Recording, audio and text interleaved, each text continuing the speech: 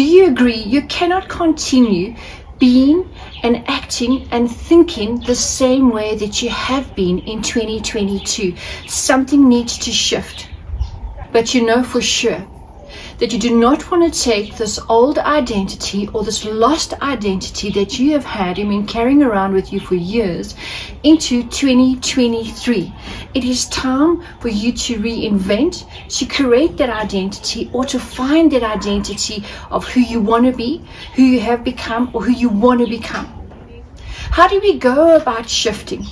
How do we go about changing our identity? How do we go about becoming this new person to create this new life, or to create new areas of our life that are more fulfilled, following our full potential and absolute fulfillment within ourselves? In this video, I'll be sharing tips and guidance of how you can make the shifts. So I have a different environment, okay? So this area is called Clarence. It is surrounded by the Maluti mountain range, which is absolutely beautiful. I'm still in South Africa. It's a short distance from Johannesburg, but it's out in nature, which is so beautiful. It's a little town called Clarence, which actually looks like a little European, sort of German kind of little town. It's absolutely beautiful. It's about reconnecting in nature, being with these beautiful trees and the mountains. And I even saw a hawk yesterday, which was just amazing. So my name is Tanya Sutherland, and it's all about transformation. It is about your style identity, your style image, your mindset about your self-image, as well as making the transformation, which is a lot of inner work and outer work, for you to become the person that you want to become, to invest in yourself, for you to become the best version, as well as you to live your best life. If you love this kind of content and you resonate with it, then please, I would love to hear any comments down below. And don't forget, please press the subscribe button down below. Identify with having a lost identity or not knowing who I have become. I have been through some really traumatic relationships, marriages, or failed businesses, and when you come out of it, you're not sure who you are, what it is that you still like. Who have you become? I'm sure you can resonate with that. I'm sure in your own life, you've come through circumstances, experiences that have changed and shifted you, that you kind of step back and you go, okay, I've survived this, but who am I? I've got to pick up the pieces. And when I say pick up the pieces, I'm trying to talk about your emotional state, your habits, your thoughts, your behaviors that you have adopted and adapted through times of crisis, or through times of being in toxic relationships, or going through hardship, or all these changes that we have been going through globally the last few years. The first most important thing would be is your mindset. Are you stuck in a fixed mindset or a growth mindset? Let me explain them to you. What is a fixed mindset? I'll give you an example. I closed my business a few years ago, and I was prepared to start a whole new career, make all these kind of changes, and I had this absolute fear inside of me. I had this fear of failure. I wasn't even aware of it. It was so deep embedded in my subconscious that I was almost self-sabotaging. Not almost, I actually was self-sabotaging all the new projects, all the new activities that I was creating to build this new business. I didn't realize that my self-value had completely declined. I had no longer self-worthiness and self-belief in myself. I had this fear of failure from the past, and I allowed my subconscious mind to stay in a fixed mindset. What is the growth mindset? Is to change those thoughts, to look around you and say to yourself, I have brought all these years of experience and knowledge and so much with me up until this point right now. So I'm not starting with nothing. I'm actually starting with years of experience and knowledge. I'm moving forward. So what new activities, what new behavior traits can I bring into my every single day to bring me closer to my new identity, to my goals? Your thought process would be, the minute you start having that sort of fear, because your subconscious mind is bringing up that fear of failure in my example, which goes through to the conscious mind, which is rational, which now wants to justify why I'm feeling the way I am. And the next thing, I justify this whole reasoning of why I don't want to do it. And it makes total sense to me. But deep down, it's a self-sabotaging trait. So now the growth mindset would be okay, that fear thought is coming back into process into my mind. Now, how do I change that? Through affirmations, to tell yourself how amazing you are. Pull out your journal and start journaling of all the things that you have achieved and accomplished over the last year or years.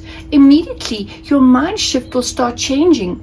Your vibrations will actually heighten, because now you actually realize how much more you can bring to the table, to your new identity. Growth mindset shift is about you looking at new skills that you would need to learn and obtain to help you change to become this new person that you want to be. What kind of books will you be reading? How are you spending your time during the day? How much of your time is entertainment time, where you're swiping and Googling and internet and looking at Netflix, looking at Instagram, TikTok, etc.? And how much time are you investing actually in educating your mind? How much time are you investing in quieting the mind to listen, to reflect to your inner self, to your higher self, of what it is that you actually want and where you are right now?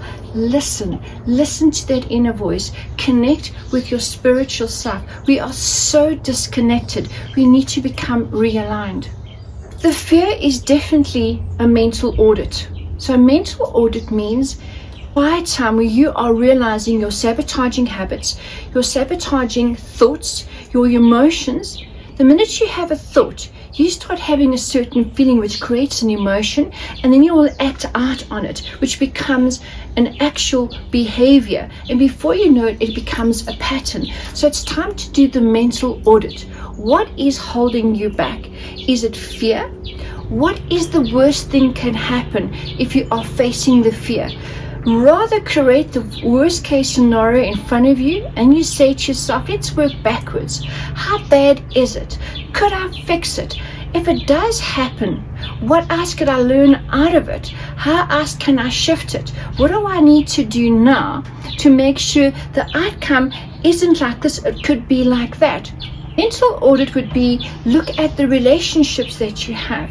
Are you still involved with relationships and surrounding yourself with people that are toxic, that are holding you back, that are devaluing you? Be honest with yourself. Either cut them out completely or decide to spend less quality time with them. You also need to be your best friend. You need to remember to be kind to yourself, love yourself. The minute you've got those harsh, very harsh thoughts about yourself, take that back and remind yourself how beautiful you are, how loving you are, and how worthy you are to accept abundance in your life, to accept and actually give yourself permission to be happy and to be wealthy and to be successful, whatever that means to you. So to step out of your comfort zones, every day you decide to do something different, tackle it or do it in a different way that is bringing you closer to achieving your goals, to creating the person that you want to be. And every day you do that, you find that you're stepping out more and more out of your comfort zone. So now your comfort zone, which was actually just suffocating you, is now growing and growing and growing. That you have more opportunities, you're allowing yourself to grow, you're giving yourself the permission to become more, you're giving yourself the permission to transform, that transformation of who you want to become. So by stepping out your comfort zone is about becoming consciously aware of what you're thinking, what kind of thoughts that you have. If those thoughts are immediately bringing you down and emotionally holding you back, that is disempowering you. Change those thoughts to positive, uplifting, and strong affirmations or strong, powerful statements that are uplifting you. You might not always believe they're truthful right now because you might not be feeling in the best emotional state, but you need to tell yourself, I feel better, I'm amazing, I love life. Look around, be grateful for all the beautiful things that you have. Being out of your comfort zone and learning new skills, new behaviors, reading new books. Now you're becoming multifaceted, multi-skilled, more interesting, adding more value to your life. You are opening up more doors of opportunities that can come your way. Let's talk about mastering your mind. It is an art of disillusion. reprogram your subconscious mind with all those negative beliefs, all those self-sabotaging thoughts and behaviors. You are now going to shift and change them. You are going to step into your life today and take ownership for all the fuck-ups that you have made. You're no longer going to be blaming your family, your siblings, your friends, whoever it is that you've been blaming. You are going to step up. You are going to forgive those that have hurt you. You are going to forgive yourself. You are going to forgive yourself to stop feeling guilty. Allow yourself to love yourself. You are reprogramming the way that you used to see things in a negative approach. You are going to see the good in everything. And most important, learn to love yourself. Forgive yourself with absolute kindness. Say it with me. I love you. I see you. I forgive you. Please forgive me. And I forgive myself. That goes very deep. Let's talk about how strong and powerful your mind is, your subconscious mind. You wake up in the morning and the sky could be pretty gray and it's kind of a cold, cool day. And you get up and you straight away, your subconscious mind reflects on a memory of a time in your life when the sky was so gray and cool and a fine drizzle that you really had a crappy day. And it reminds you of a really bad experience. And suddenly you can actually feel your entire demeanor and your whole emotional state just drop, going back to an old memory. So now your conscious mind goes, wow, it's really a crap day. And before you know it, the entire day is going to be absolute a shitty day. Why not change that? The minute you look out and you see the sky is gray and you see the fine drizzle, why not change that thought and say instead, the beautiful weather of the seasons and also how the days change. Every day brings in a new element of weather, a new element of the way the sky looks, a new element of whether it's wind, it's water, it's the air is changing and shifting. Just like we are evolving and changing all the time. Maybe look at it as a reminder that today, because it's cooler, maybe it's more time to reflect and get things done. Your conscious mind is always looking for confirmation through your subconscious mind. Your subconscious mind is exceptionally powerful. Make sure that you are programming your subconscious mind with positive thoughts, positive beliefs, and love for yourself.